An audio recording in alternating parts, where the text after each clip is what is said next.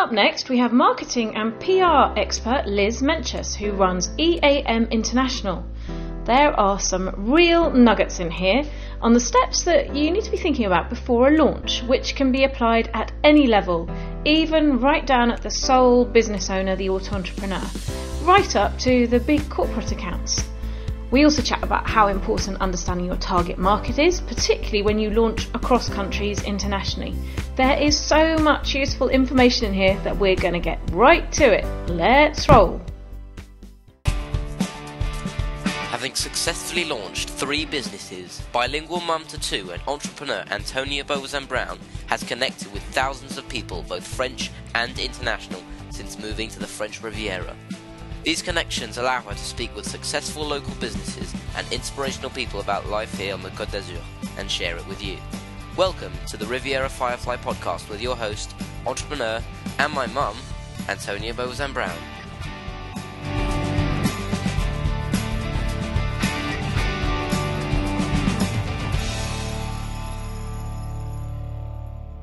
Welcome to the Riviera Firefly podcast to Liz Meintjes. Hello, Antonia. Thanks very much for inviting me today. My pleasure. Here. Thanks for coming out in the gloomy, wet weather that we've got at the Côte d'Azur right now. It's very English, isn't it? Certainly feeling right at home. So, first question is, are you English? I am. I'm English, but I do have some German blood as well. My father was German. And where did you grow up then? I grew up in England, 100%. What part were you in? The million-dollar question. I was born in Birmingham and then moved to Leicestershire, then moved to Oxfordshire, then moved to Buckinghamshire. Because you don't sound like you've got a Birmingham accent. No, my mother was quite keen for that not to happen. So yeah, home counties really, and Hertfordshire as well. And when you go back to England, where's home then now for you? Oxfordshire. Oxfordshire. Yeah. Very I've nice. gone back to my sort of roots of where I was growing up when I was sort of from about 4 to 12. So yeah, Oxfordshire. It's a great part of the England as well. Yeah, it's lovely. Did you grow up, so with your dad being German, did you grow up speaking German? I didn't actually, no. My dad was German and my mum was a French teacher and I grew up speaking English. So no, I spoke English and started French and German at school like everybody else. So that was something that I was keen to change with my children. So they're both bilingual, French and English now. They speak a little bit of German as well. Can you tell me what was your childhood like? How would you describe it? My childhood was one of families, gardening, going for walks in the woods, and a lot of holidays in France. I think that's where the passion for France came from. We used to go on holiday to the Gare, G-A-R-D, the Gare area of France, quite regularly, and have family holidays there when I was young. So that's my key memory of childhood holidays. They're sort of like Enid Blyton memories, aren't they, when you think back to those holidays in France and Absolutely. The freedom that one had back then. The freedom, but the memories are very strong. It was obviously something that meant a lot to me. I mean, my mum was a Francophile and she passed that down to me. My sister was more the English Rose and, you know, she's very English, loves England. But yeah, the memories of going on holidays to France were really good ones, apart from the journeys down, which were a wee bit long. And so there was you, your sister, anyone else? So we often had my grandma with us. So we used to fight across her in the back of the car. So what made you move to France? It wasn't with your family, it was much later on. It was much later on. I was, I guess about the 30 mark. Around the 30 mark, sitting in my office when I'd set up my company. It was a day a bit like today, actually. But it was pouring with rain. You know, those English days where it just doesn't stop. And I was looking out of my office window and a lady walked past with a child in a pram with a plastic rain cover on. And I just watched the rain rebound off the rain cover, and knowing that I wanted children at the time. And I thought, if you don't get out now, this is going to be you soon. I did a little bit of research as to what house prices were doing and said to my partner at the time, I'm just going to do an experiment, put some posters up and see if there's any interest in the house. So on the Friday night, I walked around St Albans and put my little homemade posters up in newsagents' windows, and I put one up in the village. And we had 2 people come to visit the house. One was a nosy neighbour, And the other was a family from London who called us up on the Saturday morning, can we come and visit? Anyway, Monday morning they bought the house. So that was how I happened to come down. The reason for coming down was I was working in the travel industry for a big Anglo-American travel company, and they sent me to Nice for a conference. And I remember walking across the Place Masséna thinking, I want to live here sometime. And I'd only just started working there, and remember the VP of marketing from the States saying to me, so do you think you'll work for us for a long time? And my answer was, yes, if you send me to Nice to work. And I remember thinking, how could you be so blunt? You've only just started, you need to prove your worth. And basically when I left that company, I set up my own company so that I could bring my work with me. Wow. And that was the story of why I came down. And was here. that a big, well-known company that you were working for? Was it a medium-sized company? What sort of size was it? No, it was a very, originally? very big company. Okay. And they actually asked me, this VP of marketing actually asked me to go and work in Miami, which would have been a lovely experience. And I didn't do it because I'd got this strong feeling that I wanted to come and live in the south of France. I'd always loved it. I felt at home.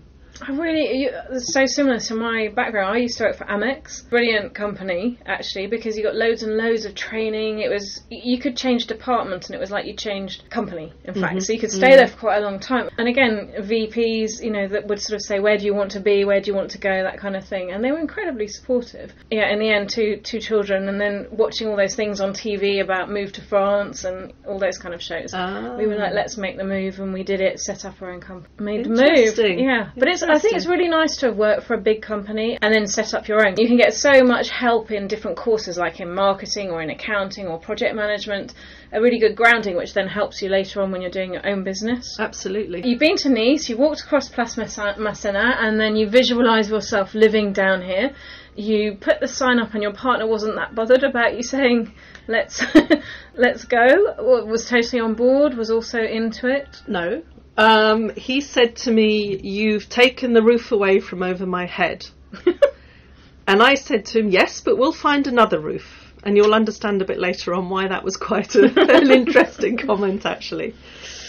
So the ladies, you start to do the selling process, and that must have been quite a scary sort of packing up your bags and boxes. Do you know, it's really funny because I didn't realise at the time how strong the dream to come down here was. I loved that house that we were living in. It was the first ever house, and I thought I was going to be gutted in floods of tears. I didn't shed a tear at all. We packaged the cat up, but we sent him off to one of the big airline companies, and he flew over. And then I can remember leaving our neighbours, and we had a lovely old couple living next to us. He was in floods of tears, and leaving them to say goodbye, and I was just move on to the next thing. I was very, very focused. I can really resonate with that, because every time we've sold a house, we've moved and sold quite a lot. I love those houses. I love going back sometimes and driving past and saying to the kids, this is where you were born or whatever.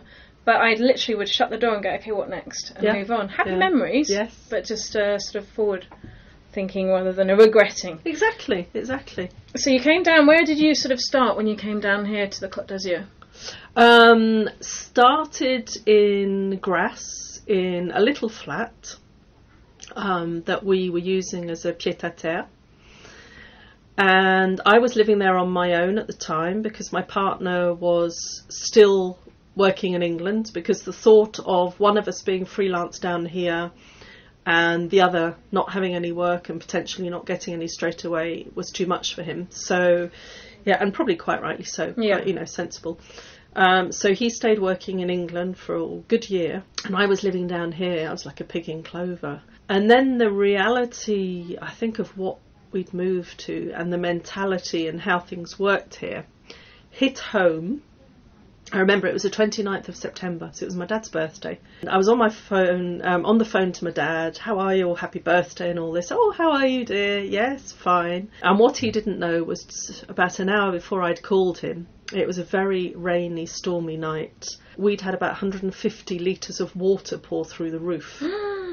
And that was our sort of welcome to France. We didn't realise we'd bought a place with a holy roof. That was the start of a big, long process to try and get, a residents' association moving to mend the roof. Because, of course, when you're living somewhere and you've got water coming through the roof, you start twitching nervously every time it rains.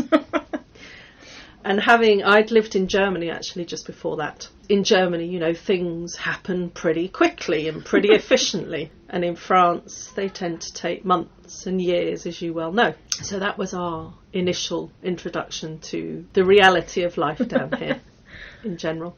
Yeah, and having bought a house with a hole in the roof as well, when we got down here, I recognise that problem. Okay. And how expensive it is to fix compared to back in England, where you could, at the time, replace a roof of like a Victorian semi-detached for £5,000. You double it down here easily, just to repair it. So you've repaired your roof, you've set up your business. What were the early days like? What was the business called? At the time, actually, EAM Language Consultants. Okay. Because it was set up as a language services business, basically. Because everywhere I worked, although at interviews, when I was going for interviews at the time and I told them I spoke fluent French and German, they said, that's lovely, what else can you do? They really weren't interested at all. But every company I went into, the languages turned out to be very important. Nobody would officially recognise it, but, they were very useful. I set up EAM Language Consultants to fill in the gaps where a company needed a marketeer that spoke, in my case, French and German, and then when I expanded to have a whole team of linguists working, freelance linguists working with me, it was any language.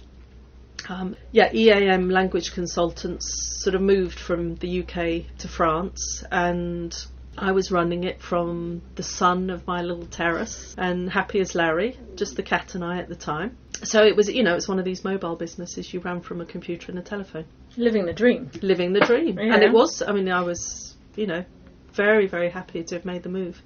So when did it start to evolve into marketing and events, which is what that you do now? You still do the language services, yes, and translation and stuff like that, but events and marketing looks like it's a major part now. Well, I think there was a certain point in time, probably about 2010, I guess, where I'm a marketeer by background. I've always loved events and organising events. It was always the part of what I did when I had in-house positions that I absolutely loved. It seemed logical for the mainstay of the company to be the marketing and the events and the press relations, and for the language services to be really an add-on service, because as you may have seen through the website, everything we do has got an international angle to it. So we'll be working for one company that's launching into another country that's not their own, that they're not familiar with, that they don't speak, of which they don't speak the language, they don't know the culture. It seemed logical to become a marketing company, to specialise in what I'm actually specialised in, and then to have the language services as a natural add-on. And all our clients, they require them. They require translations, or they require someone to go to an international meeting and interpret for them, negotiate for them. We've helped people win business pitches before because we've gone along as their German country manager or whatever. So it was just evolving the way the company's presented, really. And it is important, isn't it, to understand the culture that you're trying to market into. So take, for example, me. I'm English. My French is okay. It's probably spoken better than written. But obviously my clients are 90% French, let's say, and they don't all speak English. So I had to produce everything in French for them so that they'd understand it. So I'd do that, but I'd be doing it with my Anglophone entrepreneurial mindset, if you like. And what I think is totally logical doesn't necessarily translate that way, is what I found over the years. Absolutely, especially in places like France and Germany, where the Anglophone sort of / maybe almost slightly American promotional way of doing things, is not very well received in Europe. I've always found myself toning things down a lot, having worked for very many American companies and running the marketing for Europe, that they'll send over some brochure text or whatever, and we have to really, really turn around, let's tweak it. I think we always use the polite word to tweak, don't we? But generally it's rewriting rewriting the tone of it. We're not talking about the translation of the language, but rewriting the tone of the material. And if you've got a really good translator, he'll say, Liz, how much scope have I got here in the translation? And, you know, you'll either say you've got carte blanche to write what works in your country, or you'll get some clients who'll say we really want it close to the original, and, you know, we have to have quite a discussion with them that that's really not going to work in Spain or Greece or wherever, because the tone is completely wrong, the culture's wrong, the mentality's wrong. It's really hard, isn't it? There's so many subtle nuances. Like, I would say that English and American, actually there is quite a lot of dancing that goes on in an exchange. It's kind of, I found that it can be more direct in this country. Yes. And so then what's really weird is I've noticed myself become more direct as I've adopted the French culture more, Yes. which then when I'm speaking in English but still keeping that French directness doesn't translate that well back. And do you find yourself, when you go back to England, having to restrain yourself a bit? And be more soft. Yeah, it's really interesting, the whole... one of my favourite books before we moved here was Culture Shock. And I think that it actually still stands the test of time. I was looking at it with my teenager not that long ago, and many things are sort of in, you know, like any culture, you have to really fully understand it, and it's more than just the language. Much more. Even silly little things. We went along to a client meeting once with my first client, which was how we started years ago. And they had a big German car manufacturer coming over, and they had problems. You know, and the atmosphere was already frosty.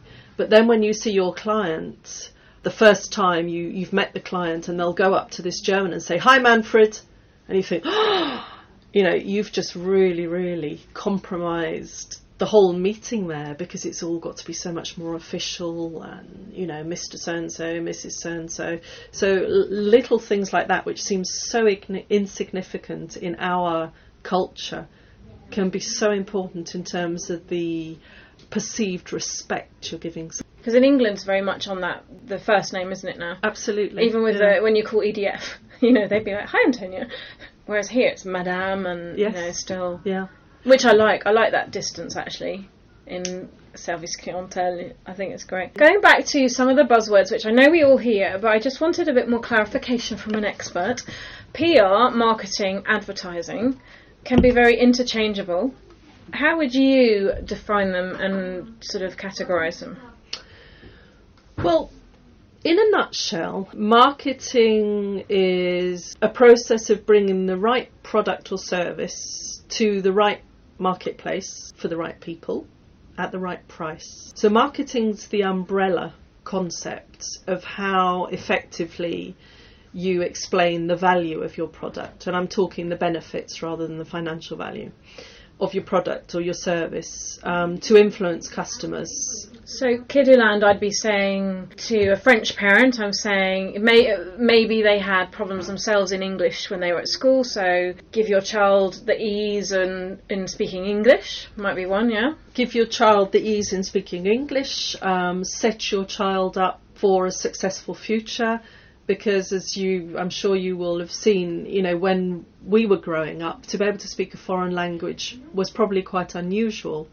Whereas now, when children who'll be coming to Kiddyland to learn English, when they go to get jobs or set up a company, it's going to be absolutely indispensable to speak English. There'd be no question as to whether you should or shouldn't speak a foreign language.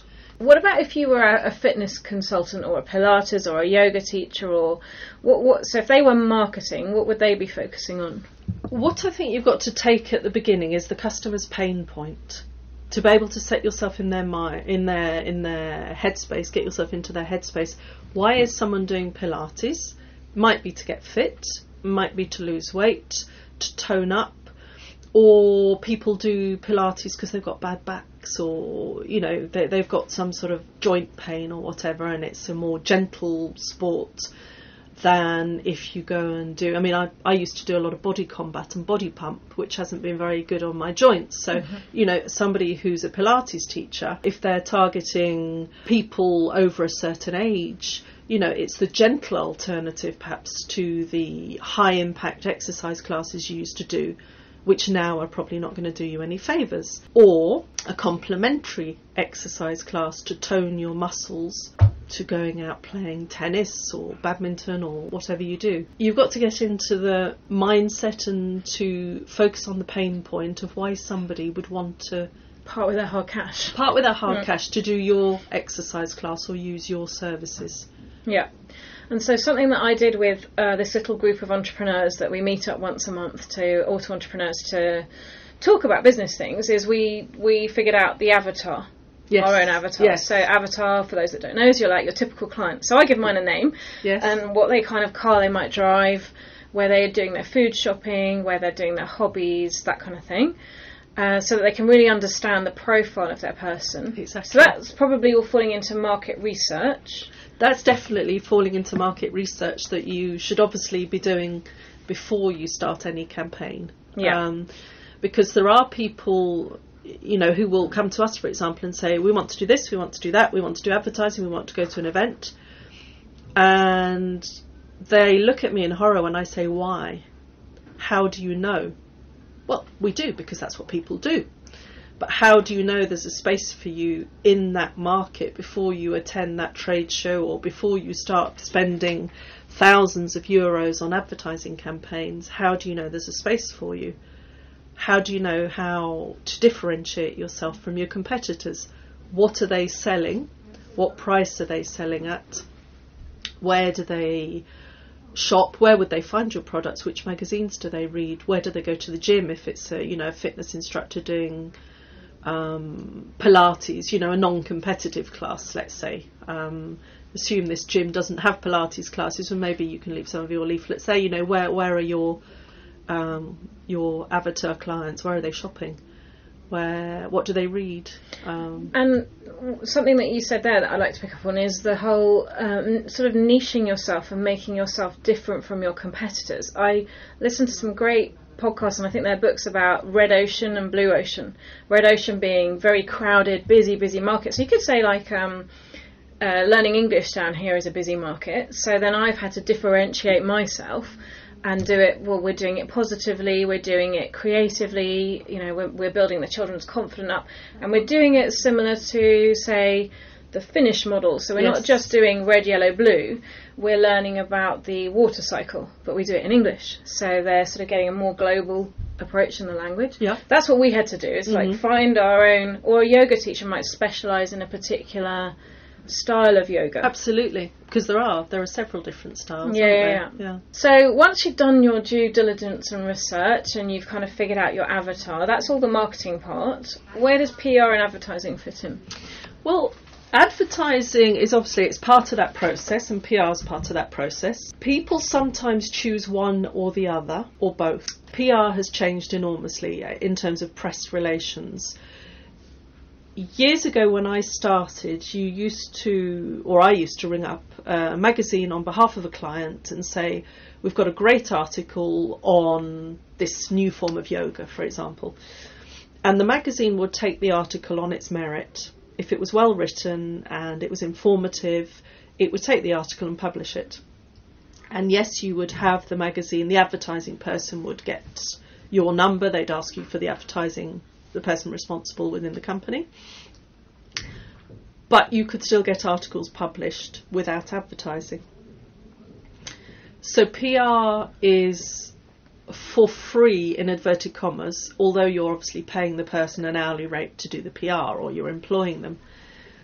Advertising is much more of a promotional exercise, because I always believe good PR has got good content. It's not necessarily, absolutely shouldn't be talking about how fantastic your product is. I mean, a lot of clients expect that, and they've actually come back to me before and said, yes, but you haven't said this about us, that about us, and we're the best at this and that, and they've probably found what I've written actually quite bland. But when you send it to a journalist, the journalist has trained for many years in turning that rather bland copy into their style. So if you've written this very strong style of language already, a lot of journalists will just put it in the bin. Wow, okay. And, clients sometimes are not happy at the beginning because you're not writing advertising copy in the press releases. So with advertising, you can write whatever you like on the page. I don't recommend that clients write whatever they like on the page, but, it's promotional. It's much more hard-hitting. It's selling. Whereas PR is generally more informative, or you're writing case studies about how a client has used your product or services. You could be writing a case study about, take my daughter as an example. Before she did the test to go into the bilingual section in the local school, she was the shyest little thing, and she came and did a week at Kiduland, and every day she came out beaming, and I could see her confidence growing, because my fear was that she was not going to open her mouth in the test. And having come here, so you could do a case study on a child that has just blossomed through being at Kiduland. So you're not writing Kiduland does this, Kiduland is the best thing since sliced bread. But, Josie Brown or Josie Leblanc came to learn English, and, she passed the test to get into one of the local, but you'd be doing it from the angle of the other person. Somebody else is endorsing your product, which is where PR differs from advertising. You're endorsing your own product in advertising generally. I mean, you can use case studies. But that's a lovely story. And I know that I did say to this entrepreneur group, go and get témoignage, like feedback from some of your clients, but not just, they're brilliant. Exactly like you just sort of described it. What was the problem? How did going to that class or whatever resolve that problem? How did they feel at the end? That sort of, so that when you're looking at feedback online, say, you don't just think, that's one of their mates that's just done some feedback. It's good as a client, as a consumer, it's good to sort of see, that's exactly the problem I had, or I'm having, because like you say, it's that pain point, and it then makes you go, okay, I'm going to go and invest my money. That's, that ticks my box. Exactly. Well, I mean, when you see parents, I'm sure that you'll sometimes have the conversation, what are you trying to achieve? What do you want your child to do? Some people will be bringing their children here to learn some English for fun. Some will be bringing their children here to learn English with a view to getting into the international section in 2 years. So everybody's got a different goal. And when I work with clients, I work backwards always. The goal, what's your goal?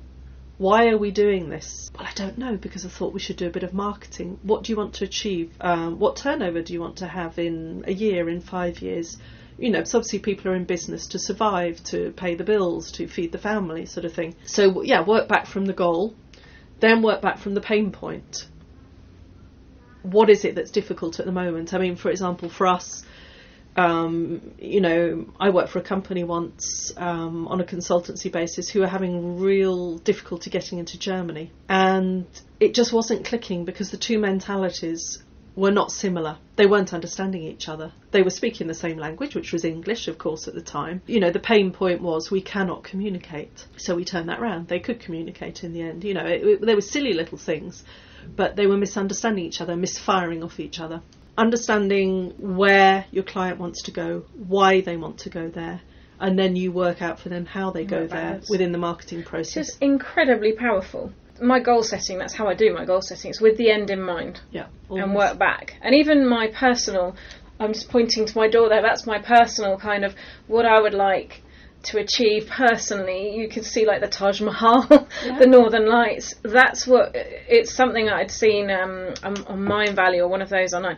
It's like with the end in mind, so roll forward, let's say 20, 30 years, what would I like to be looking back and saying, I would like to have done this, that and the other. And so that's kind of why I work, is so that I can go and play. Absolutely. Well, don't we all? I mean, don't we all? And the Taj Mahal at 5 o'clock in the morning is wonderful. I can't wait. I'll send you a postcard. Thank you.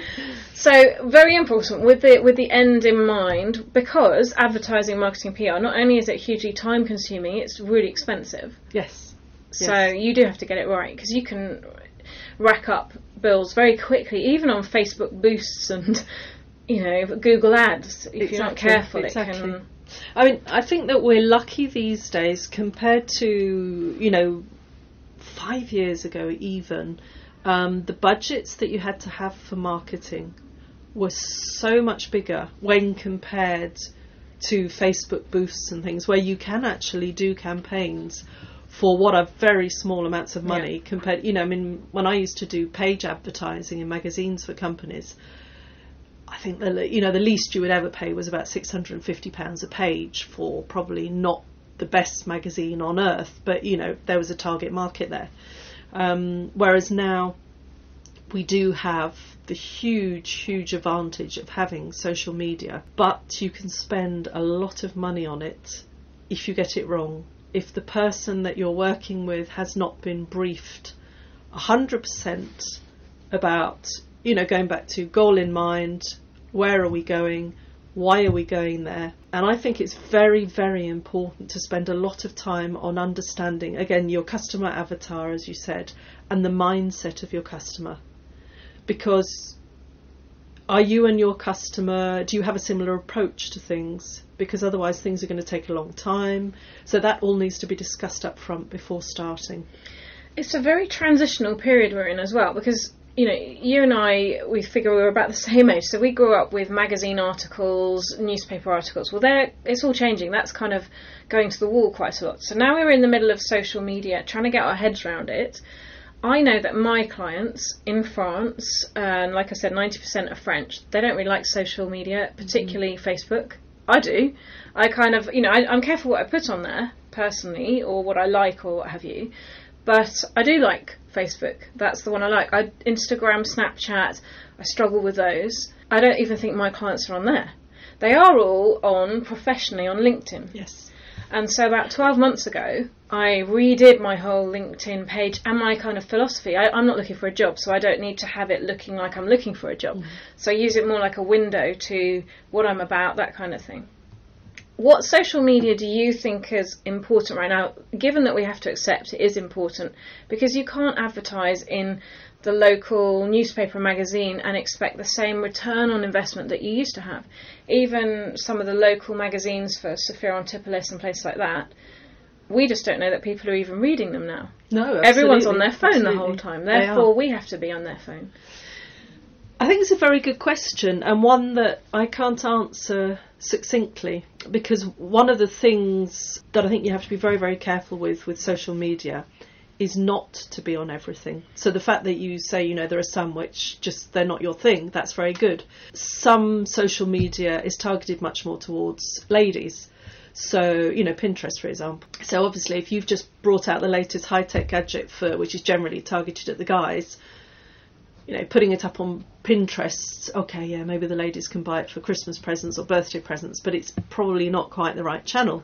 So I think you have to make a very careful selection of a number of social media channels and focus on them and forget the others, because doing social media badly and dabbling, I think, is probably worse than not doing it at all. So, you know, decide if you're a business, we'll go up on, we'll put ourselves up on LinkedIn. We're targeting children, we'll go on Facebook and we'll have presence in, you know, mothers and baby groups, preschool groups, whatever. And, you know, +1, depending on what you're trying to achieve with a particular campaign. And really, really, really focus, because it's such a huge world out there.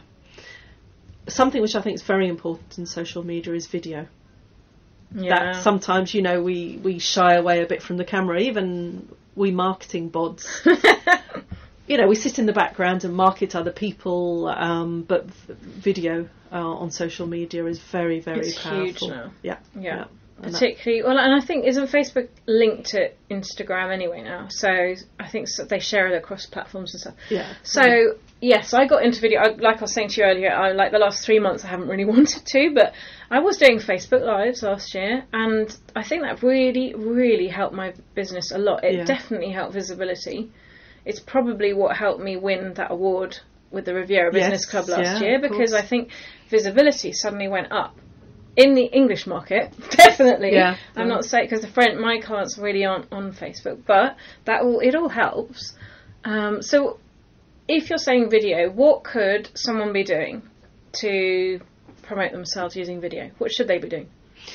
Well, I mean, again, I think as we were saying earlier, if you are putting out content in blogs, for example, say you're putting out content about education in different countries, different systems, how they compare, the good bits of, obviously this is an opinion piece rather than a fact piece, but good bits of the French education system compared with the English, etc., etc. Well, you know, do a video about something like that. Some of your content that you put out on your website, but it's also so much immediately, and I'm probably replying for some people that are listening in, is you go, oh, I don't want to be in front of a camera. You know, how would you suggest one gets over that? I think it's just something that comes with practice. You know, the first time you do a video, you're sitting there and you're looking rather sort of stoic and sort of rigid, as if you've got a pole up your back kind of thing. And you're thinking, have I got the right background? Because some people will say put a plain white background, and other people will say, you know, you need to have something a little bit more elaborate in the background. So you're sitting there perhaps twitching, looking around at your background, feeling a bit uncomfortable. You're obviously not talking to a person. I mean, it's quite easy to sit opposite you talking to you because it's interactive.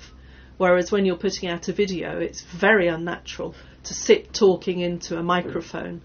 I think just buy yourself, you know, a tripod and put your telephone on a tripod. Don't do a video with your phone in your hand. Yeah. Because all of a sudden you'll disappear off the screen or whatever when you move. And practice. And you become more and more comfortable. And that's a good point. So number one is I'll put a link in the show notes to cheap kit that I found through another podcast to hold the camera on a tray. And it was $50 or $30 or something like that. And then a little light actually changed it incredibly. Yes. Took it from just my iPhone to could have been a more professional setup. You can also, you don't have to do Facebook Live straight away, do you? You can pre-record some videos Absolutely. first. Oh, so I you can retake that, and get comfortable. I used to put post-its around the kind of camera so that, because you've got to try and remember what you want to say. You have, haven't you? So I put little reminders around. I haven't done one for ages. The funny thing with Facebook Lives is, of course, you see people pop on. That's quite distracting because you can see them. And last year they were saying you should recognise some of the people as they're coming on, say hi to them, try and interact if they have a question, that kind of thing. Yeah, good to see you, how are you, etc. Yeah. One of the people that was watching one of my lives last year freaked out because she just got out of the shower. She thought I could see her, but it was just her name that had appeared. I didn't see you, don't worry. So video we think is huge. So I think we should set people like a challenge to post a video. We've got to keep them short, right? They shouldn't be too long. They shouldn't be too long. Can I just give one final thing, which this sounds like the obvious. Be in an area with good signal coverage. Because I've done a video live with somebody before where there were two of us doing it, and I was in an area with poor signal. And the poor chap, who was luckily a journalist by background, so he knew, you know, he was quite comfortable with carrying on, but he had to carry on until I came back when I realised that I dropped out of the interview. So, which is a huge problem here, isn't it? Which is a huge problem here, exactly. But yes, certainly a challenge to produce a video for anybody who's not done one for business. And I have to say, I'm not the best at doing videos. So you're going to do a challenge too? So I do a challenge too. I'll take part in the challenge. Okay, so by the end of April, anyone that listens to this that has a business has to do a video. Yes. And share it. You do get quite inspired and motivated when you see how many people have actually seen it. Absolutely. Some of mine go 5,000, 10,000 views that suddenly you're like, wow, that's great. That's a lot. They don't all, because algorithms change in Facebook, but you can repost a video again, can't you? Exactly. And posting a video, as we said before, if the content is useful and it's not just a video promoting, you know, company ABC, lots of people will read it and keep it and refer to it, and it's all free. Yeah. It's free advertising, free promotion. And so this is interesting that we mentioned blogging, because you can actually reuse. You could write your blog and you can then actually do a video of that blog. Exactly. So it's not two lots of content, but it's two different ways. Some people prefer to read, some people prefer to view.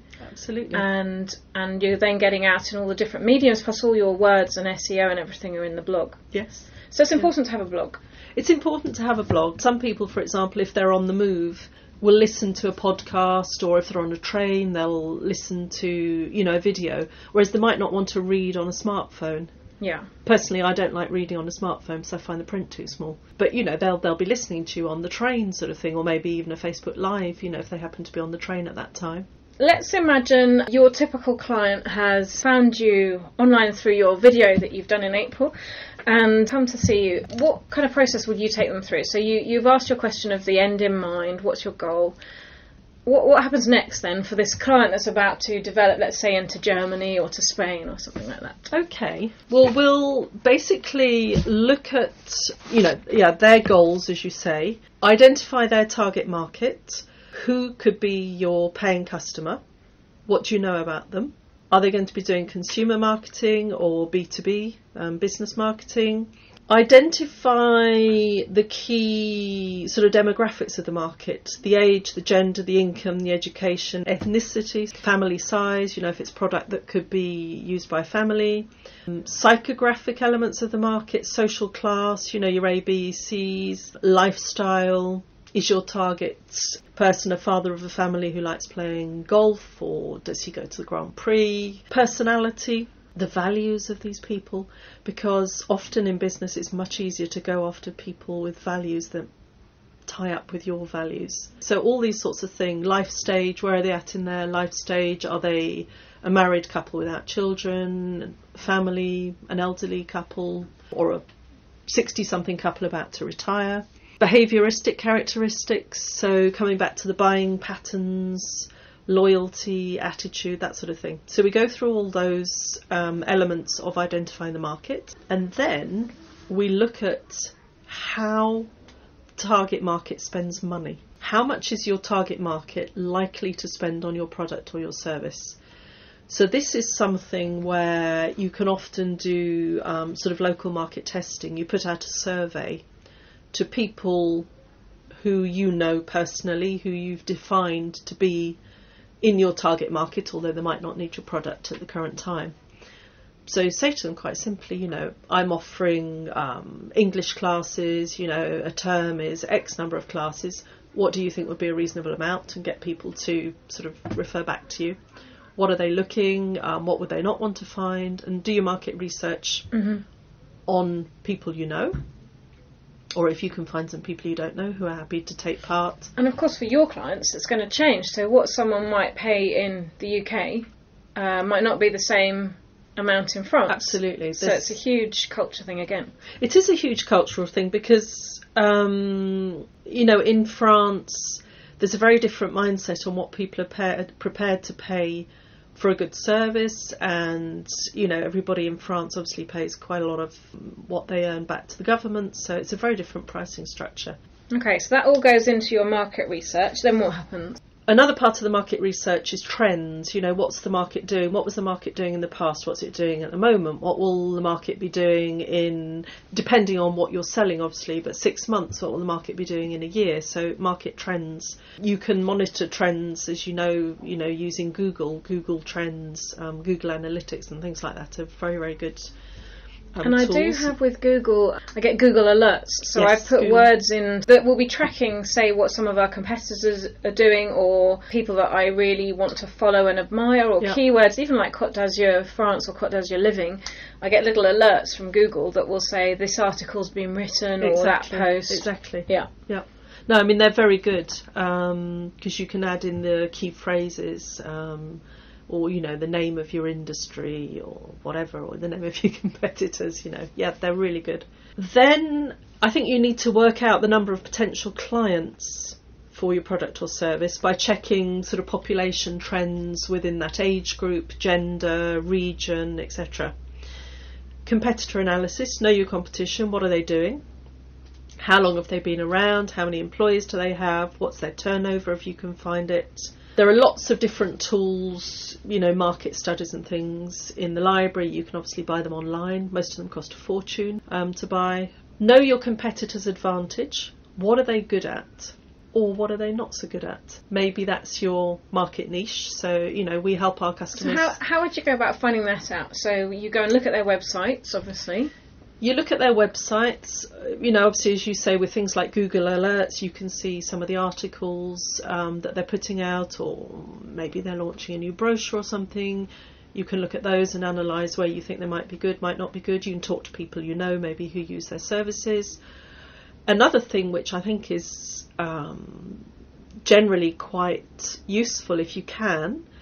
Perhaps not quite so easy for you, but you have to send a secret squirrel to go and buy from your competitors, to use your competitor product or service and see whether you think you've got good after sales service, for example. Yeah. So if you were like, I'm just trying to think, I know that this isn't your market, but the auto entrepreneurs that I know might be like, there's a massage therapist as well, so she might want her friends, she could ask her friends, everyone goes to different places for massages, give me some feedback on the different massages you've had. What did you like? What didn't you like? So for example, I was given one recently by my team at Christmas. Finally, 3 months later, I actually found the time to go and have it. I won't say the name, but it was a chain, and it felt very fast in. I could fit, even though I'm sure they spent the same amount of time, it just felt rushed. Because when I compare it to one that I had with, and I will give her a shout out now, Kate Threadgold, I had an amazing moment with her where she sat down. She wanted to know exactly where I was at in life, and got my whole history. That didn't happen at all at this this one, which was, I really appreciate the present and everything like that, and the massage was good at this other one, but it felt rushed. So my feeling at the end of them wasn't the same. Exactly. At all. Because a massage is it's the last thing where you'd expect to feel rushed. Yeah. When you're coming out of it, isn't it? Yeah, and although it wasn't that it was rushed, it just felt it. It felt the whole way that the beginning to end was done was rushed, and then it was a bit of a hard sell on the products at the end. Yes. I loved the moment for both of them, they were really good, but if I had to choose one, it was the one where I really felt cocooned. Yes. Because that's what I wanted, and that's what I needed, And a massage is sometimes, again, you're coming back to pain points. Why do you go for a massage? Maybe because you've had a present for Christmas sort of thing, but if somebody goes for a massage themselves and they're paying for it themselves, maybe they've got lower back pain, maybe they're just stressed to the hilt by work, by the children. Which the chain wouldn't know, because they never know ask. because they don't ask. And this is coming back to your customer's pain point. Why are they there? Yeah. And mine, it was relaxation, it was I need me time, I need that feeling of zen, because I don't have much free time. No. So to take that time out, even if it's the same amount of time, now if I'm now going to buy again, where am I going to go? Well, the one that I really felt zen when I left. Exactly, because the supplier, in inverted commas, Kate, knew your sort of background a bit. Yeah. And it's really, I think that the advantage that people selling massages have is everybody knows what a massage is, and you don't necessarily need someone to explain to you why you need a massage, although in some cases, we might not know a massage can help with this, that or the other sort of ailment. It's all about really getting inside your customer's head. That's so important. Yeah. So understanding your competition, I think, as well, is really important, what you're up against. Yeah. And how the market's evolving, trends, that's very, very important. Obviously, you need to know your customer's budget, the budget that your customer is comfortable with, and in anything to do with advertising, marketing, PR, a budget that your customer can sustain for a certain amount of time, because doing a marketing or PR or advertising campaign for a month and then saying, but I haven't had any results, it's normal. These things take, as you know from doing campaigns, they take a while to build up. At the beginning, if you're lucky, you get some sort of feedback. I mean, we did a campaign for a customer where we had very short timescales. We had 6 weeks notice before a really big event. And we worked like the clappers for 6 weeks, and we got, about 100 press clippings at the end of it in a really, really short space of time. And we were very lucky. We found the right press to target, etc., etc. But the customer had a good budget. Yeah. So we did all sorts of marketing. We did page marketing as well in magazines. We did a radio campaign. We did advertising on buses and that. So it was a very all-round campaign where, press would say, I saw your advert on the back of a bus in London the other day. So that really helps. But it has to build up over a number of months. Which is interesting that even a big corporate account like that, or a big account like that, with big money, needs a big lead time. So the little people, like us, I say 3 to 6 months is how much we'd be looking at starting a campaign. We're doing summer already. Yes. Because we don't have, 10,000 euros to put on an advertising campaign in May. So we have to start a bit earlier to... Exactly. Well, I mean, message out there. in terms of lead time, as I'm sure you know with the press, you know, the minimum that you look at for the monthly press is 3 months. Yeah. Because they don't plan their schedules sort of the day before they write, obviously. With the nationals and the local press, it's slightly different. You know, the timescales are quite a lot shorter, obviously, because news in the, you know, the national press, it's got to be news. It's now. It's not something that happened 2 weeks ago. But yeah, the timing is key in campaigns. And again, in terms of when you might start a campaign, like when we start a campaign with a client, are they selling a seasonal product or service? What are their seasonal sort of selling patterns, if you like? When do they sell more? You know, when they're going to be if it's a massage therapist, if they're going to be absolutely up to their eyes, let's say a month or two after Valentine's Day, Mother's Day, you know, whatever, something like that, then we time the campaigns to try and slot into their slower periods. You know, because the worst thing to do is, you know, need your client's input to a campaign, because we're very much about constant feedback with a client when the client's in the middle of their busiest period of the year, you know.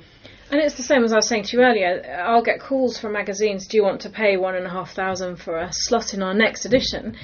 And I have to say to them, thank you very much, I'm very flattered that you want to do an article. However, I don't have enough spare places in the next, let's say, 3 months that would cover the cost of that advertising, because we're full. You know, I have to advertise at the points where I know I'm going to then be able to get a return on investment and fill a whole week of stage, for example. Exactly. Like Exactly. Oh, it's so interesting. And it is, you do need experts, don't you, to advise you, because you can just spend money, waste money. I think what I've seen companies do in the past is want to go big, if you like, want to invest a lot of money in a campaign up front. You know, especially when we're talking about setting up overseas, launching overseas. I've seen companies open, you know, a great big office in Paris, open an office in Germany before they've done any market research, because they know they're going into France and Germany, because that's what all the English companies do. You know, they're the two closest local markets generally in terms of mindset. And, you know, you will then talk to the clients and say, so why did you go into France? You know, everybody goes into France. That's the first overseas market, isn't it? You know, and all these different sort of tools, analysis need to be used before you spend a penny on anything, because otherwise it can become very expensive and you go completely down the wrong channel. And as you know, some of the advertising people who call you, they can be quite persistent, and sometimes you think, oh, you know, okay, maybe it's not a bad idea. Yeah. Very, very, very useful tips. I want to just finish up a little bit with, we always like to say our favourite book. Why? Because I know there's so many people here that want to meet new people, and a book club is one of the ways that I think is a brilliant way to do it. So, need ideas for the book clubs. What kind of books are you into reading, and have you got one that you could share with us? I have. I like self-development books, business books. Robert Koch, The 80-20 Principle, is one of my favourite books. Yeah. Have you read it? Yeah. I have that as my Bible, and I dip into it every now and then, and, you know, reanalyse my business every now and then, sort of 80% of your income coming from 20% of clients, etc. Or, for, you know, sort of from 20% of effort as well. So that's one of my favourite ever business books. Rich Dad, Poor Dad I enjoyed as well, but different approach. I haven't read that one, okay. Yeah. So Liz, thank you so much for sharing all these top tips in marketing, PR, advertising. There's some real nuggets in there. That's a pleasure. If people want to get in contact with you because they are going to be looking at expanding their business abroad, what's the website address? It's www.eaminternational.co.uk. Okay, and I'm guessing that your phone number's on there and they can connect with you via email. Yeah. You're on LinkedIn as well?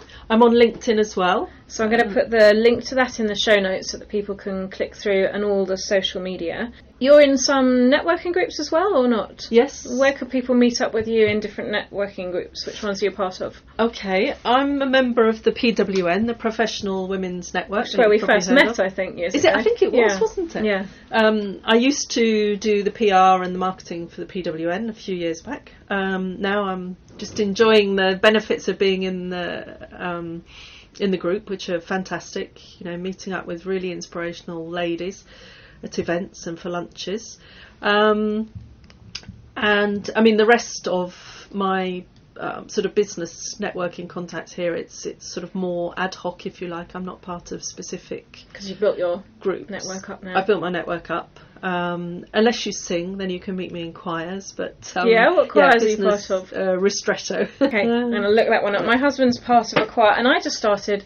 We did it as part of this entrepreneur group. One of our group is Vonnie Marshall-Edwards. Yes. And the way the group has suddenly evolved is people have been saying, well, I'm a yoga teacher, come and test their yoga class, test it, and sort of get our market research, if you like, from the lesson. And Kate did one on menopausal workshop, which was amazing. And Vonnie just did one on singing, and I was like, so scared. What? Don't like microphones, would you believe? Don't like speaking either. And there were 3 or 4 of us there, went for the singing lesson. It was incredible. I bet. It was incredible. And just like letting go. It's so incredible that we're signed up for lessons now with Vonnie, which I cannot believe, all from this. So singing is such a powerful and positive release. So I will put that one in the show notes that you just mentioned. Well, it's funny because there's quite a link, because the PWN actually did an event with Amy Blake, who's a soprano, and it was all about your voice. And, you know, we don't hear our voice as other people hear our voice, and it's not always easy to project. So it is, I mean, singing's a marvellous tool for certain aspects of business when it comes to presenting. That's going to have to be a whole new episode. Yes. I'm going to, let's close us out with your inspirational quote then. My inspirational quote is from Paulo Coelho, if I've pronounced that correctly. There is only one thing that makes a dream impossible to achieve: the fear of failure. Love it. Yeah, very powerful. Well, Liz Meintjes, thank you so much for joining us on the podcast. This has been an absolute pleasure. Thank you so much for having me, Antonia. I told you that was going to be jam-packed full of useful information and things that you can be doing on your business right now to be getting in contact with the clients that you want to do business with. What we didn't get to talk about with Liz, because we just ran out of time, but I would love to get her back another time to talk about it, is that she wrote a book. It's called Le Tomcat Diaries by E.A. Meintjes. I'll put the link to the Amazon Kindle and paperback version in the show notes. It's a story of a British tabby cat who explores a different country, the south of France, a Provençal villa, and Liz has drawn on her experiences in the early days down in Uzès in Provence when she came with her family that she told about earlier on in this podcast. So if you are looking for something to cheer you up out of these grey days, why not give that a go? Until the next time, Fireflies, have a really good week. Please don't forget to subscribe to this podcast, review it and share it with your friends.